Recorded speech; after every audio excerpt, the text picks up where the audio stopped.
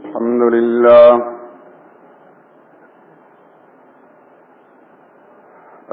لله وحده والصلاة والسلام على من لا نبي بعده أما بعد فأعوذ بالله من الشيطان الرجيم بسم الله الرحمن الرحيم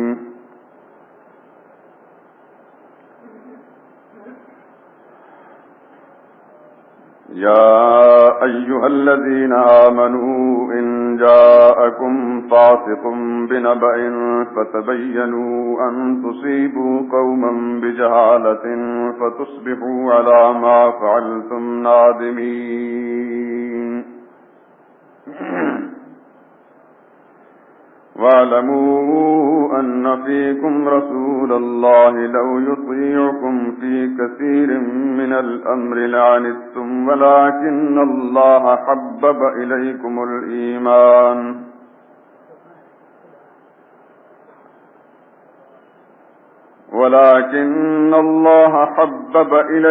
الإيمان وزينه في قلوبكم وكره إليكم الكفر والفسوق والعصيان أولئك هم الراشدون فضلا من الله ونعمة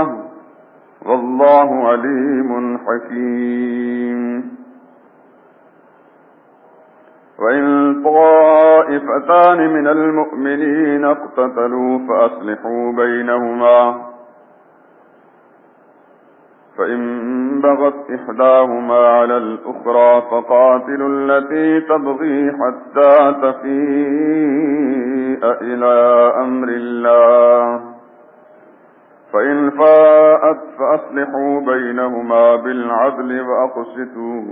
إن الله يحب المقسطين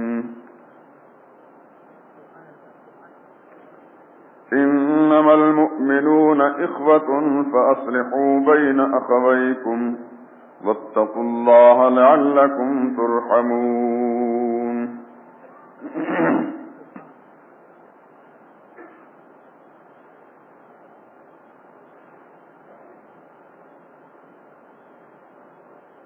اے ایمان والو، اگر کوئی بد کردار تمہارے پاس کوئی خبر لے کر آئے تو خوب تحقیق کر لیا کرو، ایسا نہ ہو کہ کسی قوم کو نادانی سے نقصان پہنچا دو پھر تم کو اپنے کیے پر نادم ہونا پڑے۔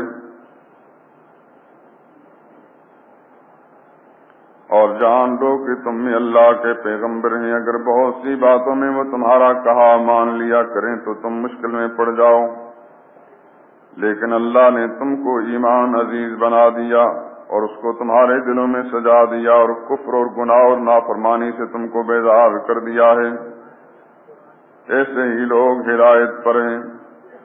اللہ کے فضل اور احسان سے، اور اللہ جاننے والا اور حکمت والا ہے۔ ایمان والو، اگر کوئی دو فریق آپس میں لڑ پڑیں تو ان میں صلح کرا دو، اور اگر ایک فریق دوسرے پر زیادتی کرے تو زیادتی کرنے والے سے لڑو یہاں تک کہ وہ اللہ کے حکم کی طرف رجوع کر لے۔ پس جب وہ رجوع کر لے تو دونوں فریق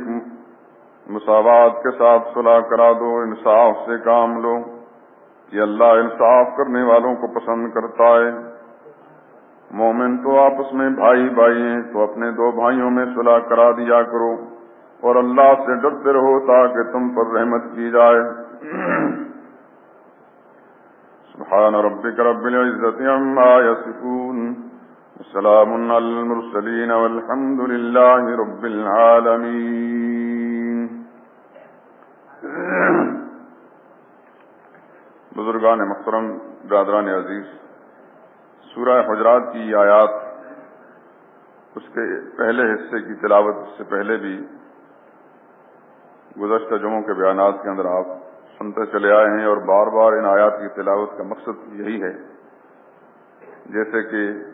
اس کی آیت نمبر 6 سے معلوم ہوتا ہے کہ ایک مومن کا فرض کیا ہے ایسی خبر اور ایسی اطلاع پر کہ جب وہ اطلاع دینے والا کوئی غلط کار ہو کوئی جھوٹا ہو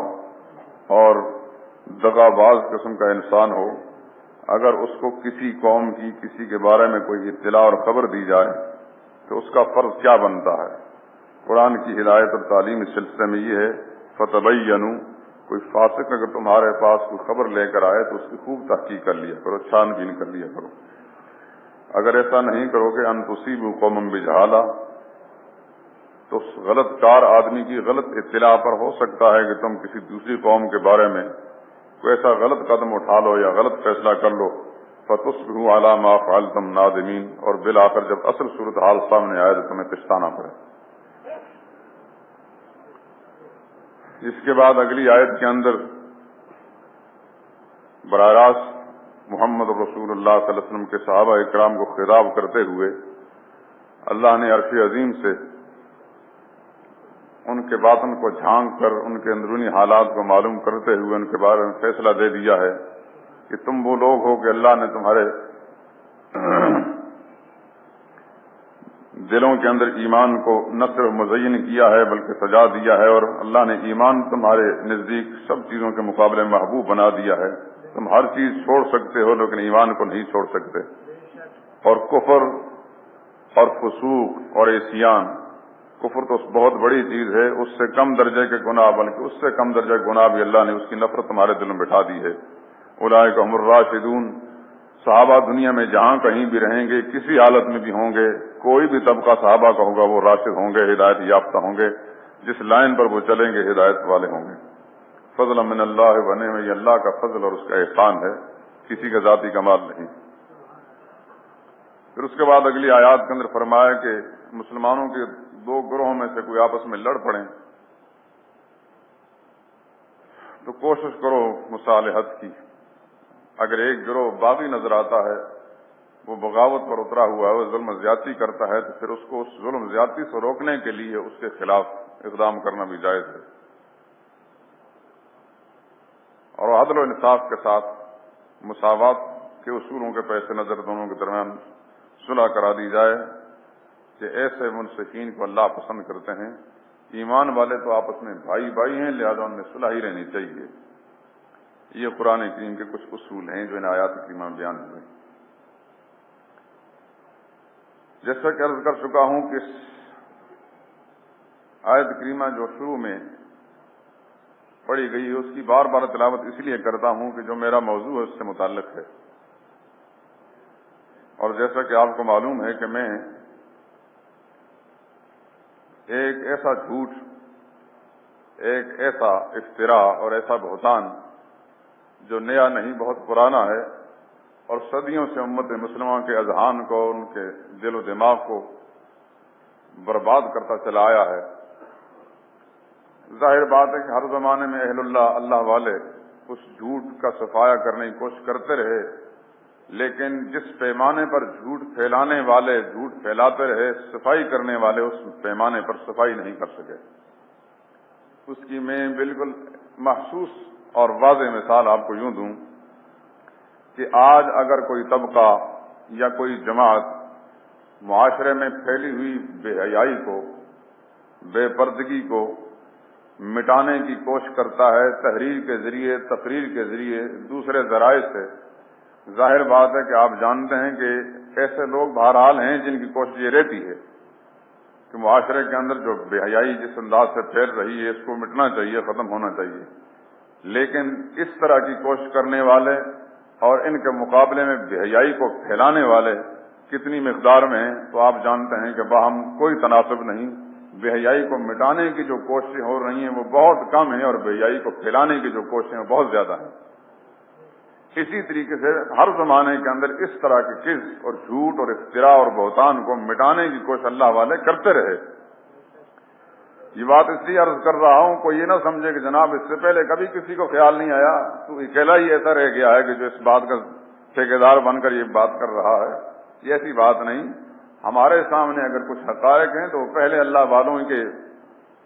پیش کردہ ہیں جن کی بدولت ہم پورے وثوق اور یقین کے ساتھ یہ بات آپ حضرات کے سامنے پیش کر رہے ہیں، ورنہ نہ ہم نبی ہیں نہ کوئی الہام ہوتا ہمیں جب کہ 1400 برس پہلے کا جھوٹ جو ہے اصل صورتحال کیسے معلوم ہوئی۔ یہ الگ بات ہے کہ وہ حق